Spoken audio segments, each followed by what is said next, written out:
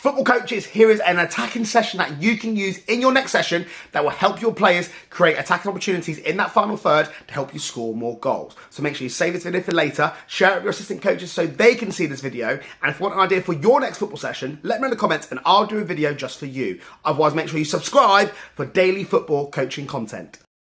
So to set this practice up, you have a 3 versus 2 and 2 end scoring zones. To play the game, the team of 3 will start in possession and must come up with ways to combine to beat the defenders and get the ball into the scoring zone.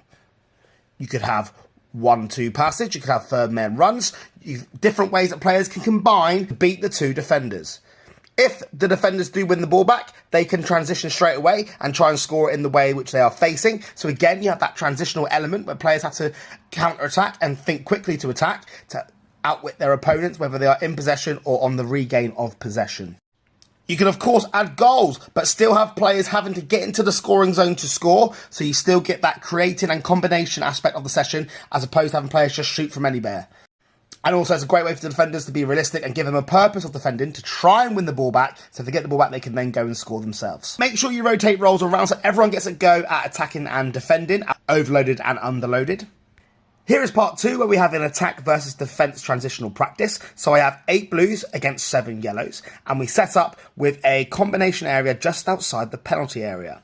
Put 2 small goals on the halfway line, which I'll show you what they're for in a moment. And I like to start the ball with the number 6, who then plays the ball and we try and score into the yellow team's goal. However, there are 2 things you can do here. You can say for the blue team, in order to them to have an attempt at scoring, they must make some form of combination in this combination area. So it could be a 1-2 or a third man run into that area to then go and score. Or the blue team can score in any way they like, but if there is a combination in this combination area and then a goal is scored, that goal can then be worth double. So we're looking at movements, 1-2s, third man runs, and how we can combine quickly to penetrate into that final third to get a goal scoring opportunity.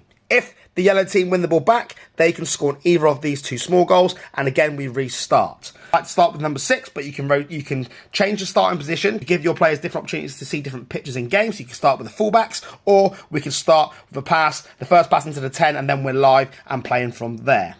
Also encourage your players to look at their body position. Try and position their bodies where they can play forward in the minimal touches as possible, because ideally we want to have combination play, which is going to be quick. Otherwise, if we have to spend time turning around, that slows the attack down and gives the other team a chance to regain shape and also give them a chance to potentially steal the ball and transition to try and score themselves.